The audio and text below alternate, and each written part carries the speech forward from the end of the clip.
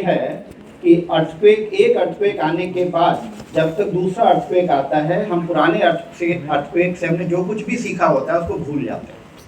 और अभी थोड़ी देर पहले मैं और पंडित साहब बात कर रहे थे, तो पंडित साहब का कहना था कि हम अर्थक्वेक को प्रेडिक्ट कर सकते हैं।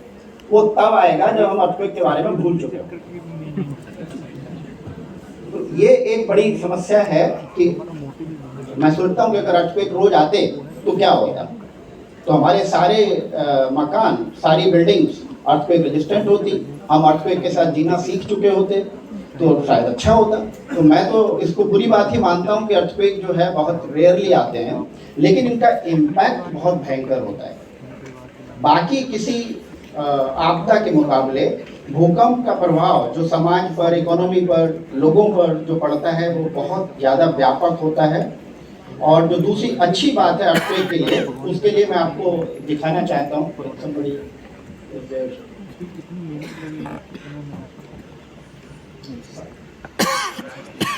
तो अगर अर्थक्वेक का हम लोग रिकॉर्ड देखें तो अर्थक्वेक का रिकॉर्ड कुछ ऐसा दिखाई देगा। जो सबसे ऊपर वाला रिकॉर्ड है वो एक्सेलेरेशन का रिकॉर्ड है।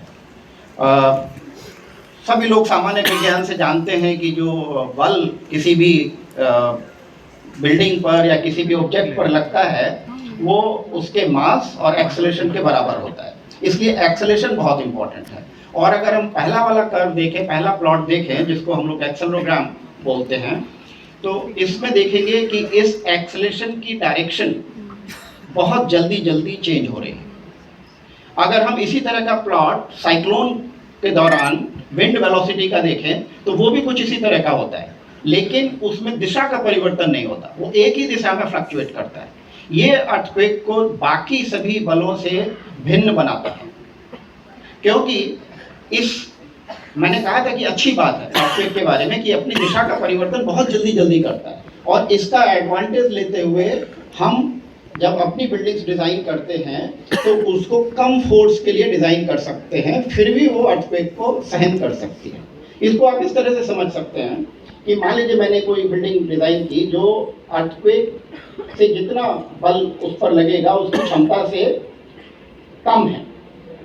बिल्डिंग की क्षमता अर्थक्वेक से लगने वाले बल के मुकाबले कम है, और अर्थक्वेक की वजह से जो एक्सेलरेशन है वो बाईं तरफ लग रहा है। तो जो बिल्डिंग है वो अर्थक्वेक के बल से इस डायरेक्शन में डिफॉर्म होगी, लेकिन वो एकदम से नहीं गिरेगी, उसको गिरने में कुछ टाइम लगेगा। इसी बीच में अर्थक्वेक अपनी दिशा बदल लेगा, और जो अर्थक्वेक की दिशा बदलने का जो समय है वो बहुत कम होगा। और इसलिए हमारी बिल्डिंग, अगर मैंने उसको अर्थक्वेक की क्षमता के अनुसार डिज़ाइन नहीं किया है, तब भी वो अर्थक्वेक को सहन कर सकती है। इसीलिए जो हमारी डिज़ाइन फिलॉसफी है अर्थक्वेक के लिए, अगर हम किसी बिल्डिंग को कोड के मुताबिक एकदम लेटेस्ट स्टेट ऑफ आर्ट के मुताबिक भी अगर डिज़ाइन करें, तो वो बिल्डिंग अर्थक्वेक के दौरान लगने वाले पूरे फोर्स के लिए हम कभी डिज़ाइन नहीं करते हैं। हम ये मान के चलते हैं कि अगर ज़्यादा बड़ा अर्थक्वेक आएगा तो बिल्डिंग डैमेज होगी, लेकिन वो गिरेगी नहीं। और ये फिलॉसफी इसीलिए वर्क करती है क्योंकि अर्थक्वेक की एक खास कैरेक्टरिस्टिक है कि with in a fraction of second it changes its direction.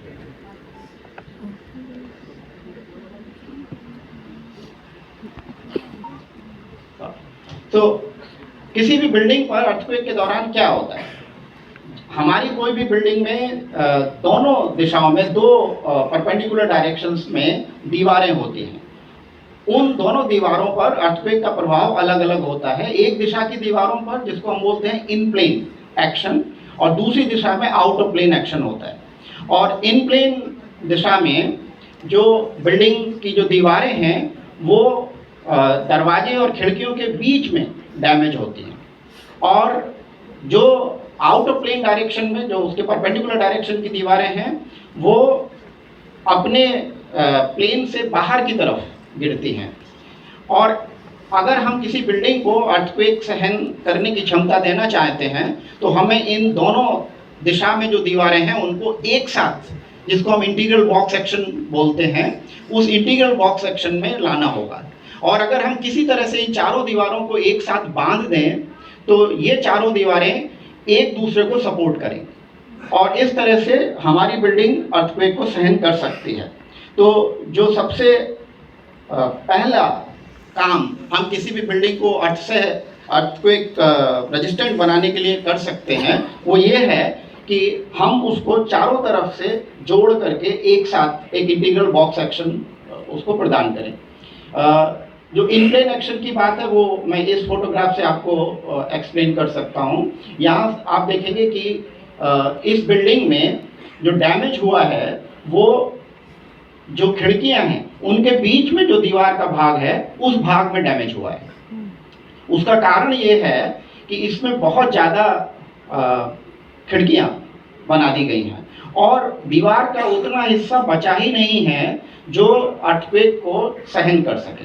तो इसके लिए एक थंब रूल है कि अगर आप एक स्टोरी बिल्डिंग बना रहे हैं तो मैक्सिमम 50% एरिया और लेंथ की जो दीवार की जो लेंथ है वो आप ओपनिंग्स में दे सकते हैं, और अगर मल्टी स्टोरी बिल्डिंग बना रहे हैं तो 1/3 लेंथ तक ही आप जो है खिड़कियां बना सकते हैं। आउट ऑफ प्लेन में सबसे पहले हमारी दीवारें कॉर्नर से एक दूसरे से सेपरेट होती हैं, और जब ये दीवारें एक दूसरे से सेपरेट हो जाती हैं तब ये अर्थक्वेक को सहन नहीं कर सकती। जैसे मैंने बताया कि दीवारें आउट ऑफ प्लेन में जो है काफ़ी कमज़ोर होती हैं और उनको सपोर्ट करने के लिए दूसरी दिशा में भी हमें दीवारों की ज़रूरत होती है, और ये चारों दीवारें एक दूसरे के साथ जुड़ी हुई होनी चाहिए। तो आप देख सकते हैं कि जो तिकोना हिस्सा है मकान का वो हिस्सा सबसे पहले गिरता है, जिसको हम गेबल एंड बोलते हैं। तो गेबल एंड सबसे पहले गिरता है क्योंकि उसको सपोर्ट करने के लिए दूसरी डायरेक्शन में कोई दीवार नहीं है। इससे जो हम लोग सीखते हैं मकानों के इस व्यवहार से जो हम सीखते हैं वो ये है कि उनको अर्थक्वेक सहन बनाने के लिए हम एक साथ उनको बंडल करें, एक इंटीग्रल एक्शन प्रदान करें, तो वो बिल्डिंग अर्थक्वेक को सहन कर सकती है। इसको करने के लिए जो टेक्निक है ये काफ़ी आसान टेक्निक है, खासतौर से जो मैसनरी की बिल्डिंग है, चिनाई वाली जो बिल्डिंग्स हैं उनमें लगाने के लिए, जिसको हम स्प्लिंट एंड बैंडेज टेक्निक बोलते हैं। तो बैंडेज लिंटल लेवल पर दरवाजों के ऊपर, खिड़की और दरवाजों के ऊपर चारों तरफ एक बेल्ट हम लोग लगाते हैं जिसको बैंडेज बोलते हैं। ये बैंडेज वेल्डेड वायर मैश से जो तार की जाली है, लेकिन उसको गैल्वनाइज्ड लेना चाहिए क्योंकि जहाँ कहीं भी हम लोहे का इस्तेमाल करेंगे वो करोजन के लिए ससेप्टेबल होगा और समय के साथ उसमें जंग लगेगा और उसकी क्षमता खत्म हो जाएगी। इसके लिए हम गैल्वनाइज्ड वायर मैश का इस्तेमाल करेंगे। दोनों बिल्डिंग की सभी दीवारों के दोनों तरफ एक वायर मैश की पट्टी दोनों तरफ लगाएंगे, उसको आपस में दीवार के थ्रू ड्रिल करके आपस में जोड़ देंगे, और ऐसी ही पट्टियां हम वर्टिकल डायरेक्शन में जो दरवाजे और खिड़कियों की साइड्स हैं उनके साथ, जिनको जैम्स ऑफ ओपनिंग्स बोलते हैं, उनके साथ भी उसको लगाएंगे और इसके बाद इसको सीमेंट से कवर कर दें। तो ये एक स्प्लिंट एंड बैंडेज का सिस्टम बनेगा जो पूरी बिल्डिंग को एक साथ एक इंटीग्रल बॉक्स सेक्शन में बांध करके रखेगा, और इस तरह से हमारी बिल्डिंग अर्थक्वेक को सहन कर सकती है। तो हमारे ज़्यादातर जो स्कूल हैं वो मैसनरी में बने हुए हैं, तरह तरह की चिनाई में बने हुए हैं, पत्थर से लेकर के ईंटों तक की चिनाई में बने हुए हैं। उनके लिए ये तकनीक काफ़ी प्रभावी है, और इसका एक पायलट प्रोजेक्ट हमने करीब 6-7 साल पहले किया था। 10 स्कूल साइस्मिक जोन 5 और 4 में जो सबसे ज़्यादा तीव्रता वाले